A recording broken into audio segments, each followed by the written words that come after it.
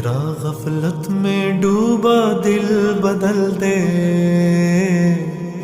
میرا غفلت میں ڈوبا دل بدل دے، ہوا و حرص والا دل بدل۔ پھر دوبارہ آئے ہیں، ہن ملن نہیں آ رہے، ہن چھری لکائی ہوئی ہے۔ وَفَدَيْنَاهُ بِذِبْحٍ عَظِيمٍ، ابراہیم جاؤ بچے کو ذبح کر دو۔ چھری لے کر باپ چلا، 1500 کلومیٹر کا سفر، سارے راستے کیا سوچ ہوگی کہ میں چھری چلاواں، اے بکرا تھوڑا اے میرا چاہیں تے بکرا ذبح ہویا پیا کہ عید پڑھ کے گئے اسے، اے بکرا تو نہیں کومنا، پتر کومنا ہے۔ عمر کتنی ہوگی؟ 92 سال۔ 92 سال ایک بندے کو مرغی نہیں کوئی جنتی تو پتر کومن دا حکم آ گیا۔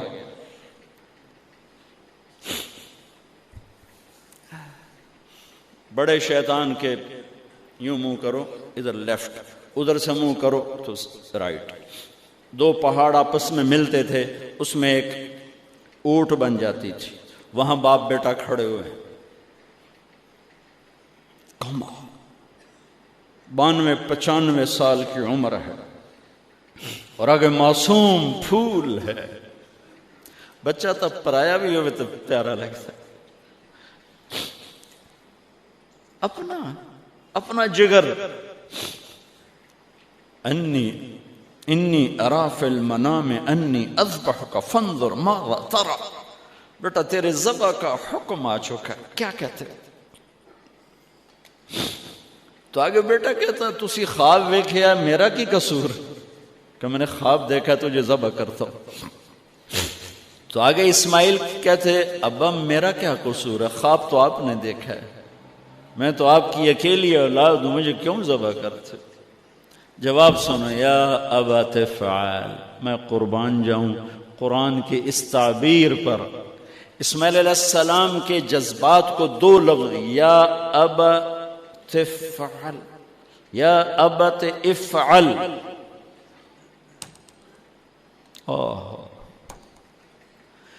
کیا تسلیم و رضا ہے۔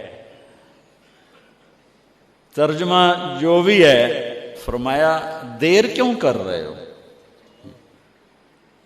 اس سے جو نکلتا ہے نا ایک خوبصورت مفہوم، وہ ہے ابا تو دیر کیوں کر رہے ہو؟ تو حیران ہو گئے، تجھے پتہ ہے میں کیا کہہ رہا ہوں؟ کہاں پتہ ہے، اب مجھے ذبح کرنے کا کہہ رہے ہیں، تو کوئی گھاٹے کا سودا نہیں ہے، آپ کے بدلے میں جنت، دنیا کے بدلے میں جنت ملے گی اور آپ کے بدلے میں اللہ ملے گا، اس میں کیا گھاٹا ہے؟ آئے خیال پیچھے چلا گیا ماں کی طرف، کہنے لگے ہاں میری ماں نو بڑا دکھ ہوئے گا۔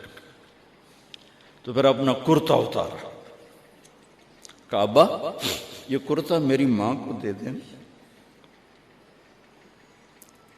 جب میں کبھی یاد آیا کروں گا تو یہ کرتا دیکھ لیا کرے گی، اور مجھے اپنے کرتے میں یہیں دفن کر دینا، مجھے ادھر نہ لے جانا، یہیں دبا دینا، شاید میری ماں میری ذبح شدہ لاش دیکھ نہ سکی۔ 8-9 سال کا بچہ خلیل اللہ کو کیا کہہ رہا ہے؟ میرے ہاتھ پاؤں باندھ دے بابا، شاید میرا پاؤں یا ہاتھ تجھے لگ کے کوئی بے ادبی نہ ہو جائے، میرے ہاتھ پاؤں باندھ،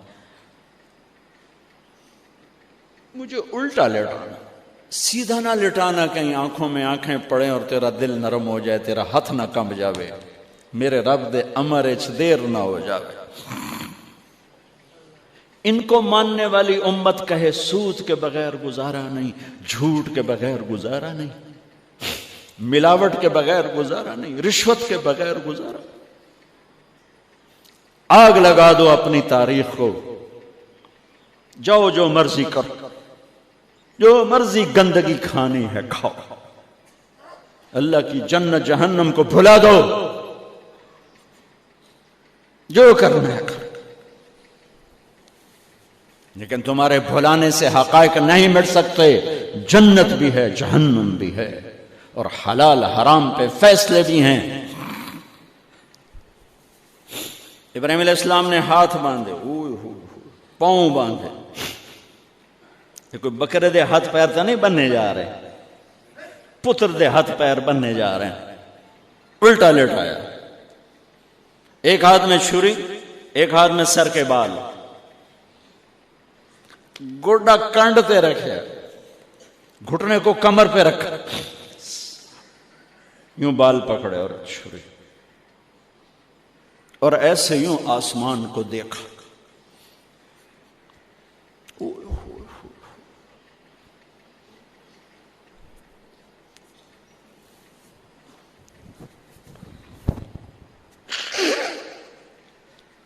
فرمایا یا اللہ تو مجھ سے ناراض ہو گیا؟ یا اللہ تو مجھ سے ناراض ہو گیا کہ اسماعیل کی محبت میرے دل میں تجھ سے زیادہ ہو گئی؟ نہیں نہیں، کبھی نہیں۔ یا کوئی میرا امتحان ہے؟ یا اللہ میرے دل میں تو ہی تو ہے، لاکھوں اسماعیل تجھ پہ قربان۔ آسمان کے فرشتے 2 دفعہ روئے ہیں جب سے پیدا ہوئے ہیں۔ ایک یہ جو واقعہ سنا رہا ہوں، جب ابراہیم کی فریاد 7 آسمانوں میں گونجی تو نہ رونے والے فرشتوں کے بھی چیخیں نکل گئیں۔ اور ایک طائف کی وادی میں جب میرے نبی کو پتھر پڑے اور آپ بے ہوش ہو کے گرے تو آسمان کے فرشتوں کی چیخیں نکل گئی۔ اب چھری جو چلائی، میرے رب کا امر آ گیا، نہیں کاٹو گی، نہیں کاٹو گی۔ یہ نہیں کہ یہاں کوئی لوہے کا ٹکڑا آ گیا یا چھری موم بن گئی یا اے ٹوٹا لوہا بنیا۔ چھری تیز تھی، گوشت نرم تھا۔ عرش والے نے کہا نہیں، چھری کیسے کٹے؟ آگ نہ جلائے، اب کیسے جلائے گی؟ مچھلی کے پیٹ میں جا کے موت مت آئے، اب کیسے موت آئے گی؟ دوسری دفعہ، تیسری دفعہ نہیں چلی، اٹھے جا کے پتھر پہ تیز۔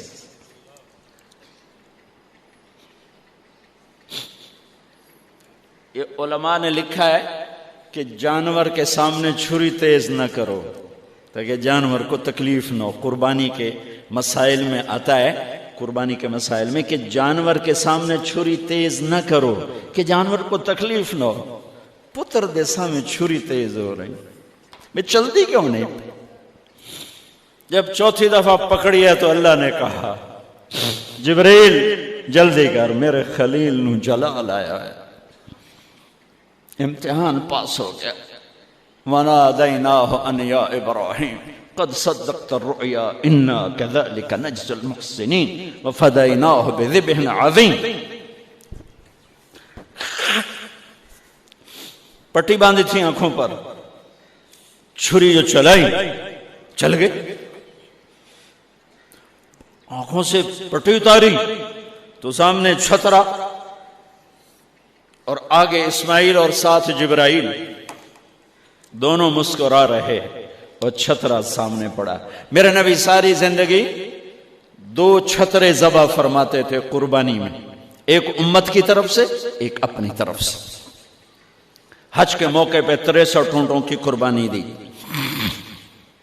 جس امت کے پاس یہ تاریخ ہو، ان کے پاس کہاں سے گنجائش لاؤں جھوٹ کی، فساد کی، منافقت کی، زناکاری کی، بدکاری کی، جوے کی۔ کتنی میرے نسل کے بچوں کو اسی تلمبے میں رہنے والوں نے نشوں پہ لگا کے، ارے میرے بھائی کیوں لوگوں کے چراغ گل کرتے ہو چند ٹکوں کے پیچھے؟ کیا اللہ کے سامنے نہیں جانا؟ کتنے بچوں کے میں علاج کروا چکا ہوں، لاکھوں روپے خرچ کر چکا ہوں کہ غریب لوگ اج میرا پوتر نشے تے لگ گیا ہے، انہوں تو بھجوا دو۔ اب تک کتنے بچوں کو میرے اللہ نے ذریعہ بنایا مجھے، تو میں جب تک یہ اڈے والے بند نہ کریں میں کہاں سے اتنے لاؤں اسباب کے ایک ایک کا علاج کروں۔ لیکن یہ میرا پیغام ہے کہ مرنا ان نومیت مرنا آسان، موت کو حسین نے بھی گلے لگایا تو چھڑیا یزید نو بھی نہیں موت نے. آج فیصلہ ہوگا وامتازوا اليوم ایھا المجرمون. آج ایک پاسے ہو جاؤ. یہ دنیا تو لمبا نہیں ہے کہ نشے دے اڈے چلاؤ, چرس افیم ہیروئن دے اڈے چلاؤ, بدکاری دے اڈے چلاؤ. آج ادھر آ جاؤ. ہاں میں یہ کہا کرتا ہوں, چھری چلی اسماعیل پر, اللہ نے نکال لیا. پھر 2000 سال کے بعد میرے نبی کے باپ کی باری لگ گئی. وہ لمبا قصہ ہے, ٹائم ختم ہے. چھری چلنے لگی میرے نبی کے والد عبداللہ پر, اللہ نے نکال لیا. 100 اونٹ ذبح کروائے اور ان کو نکال لیا. لیکن چھری نے چلنا ضرور تھا. اس لیے کہ زمین کو پانی نہ ملے تو وہ سرسبز نہیں ہوتی. میرے نبی کے گلشن کو پانی کی ضرورت ہے اور تھی اور رہے گی. تو میرے نبی نے اپنی اولاد کا خون پیش کیا, اپنے صحابہ کا خون پیش کیا, اپنا خون پیش کیا. احد کی وادی میں آپ خون و خون ہو گئے, دانت ٹوٹ گئے, چہرہ خون آلود ہو گیا. اسماعیل چھری کے نیچے سے نکال لیے گئے, حضرت عبداللہ چھری کے نیچے سے نکال لیے گئے. جب میرے نبی کے نواسے کی باری آئی تو چھری کو چلنے کا حکم. پھر حسین کی بھی کٹی اور عبداللہ کی بھی کٹی اور علی اکبر کی بھی کٹی اور قاسم کی بھی کٹی اور جعفر کی بھی کٹی, عون کی بھی کٹی, عبداللہ کی بھی کٹی. سارے آل رسول کے نام بتا رہا ہوں جو کربلا میں شہید ہوئے. 17 آل رسول میں سے شہید کیے گئے. باقی تو سارے غلام تھے 72. 17 میرے نبی کے گلشن کے پھول تھے.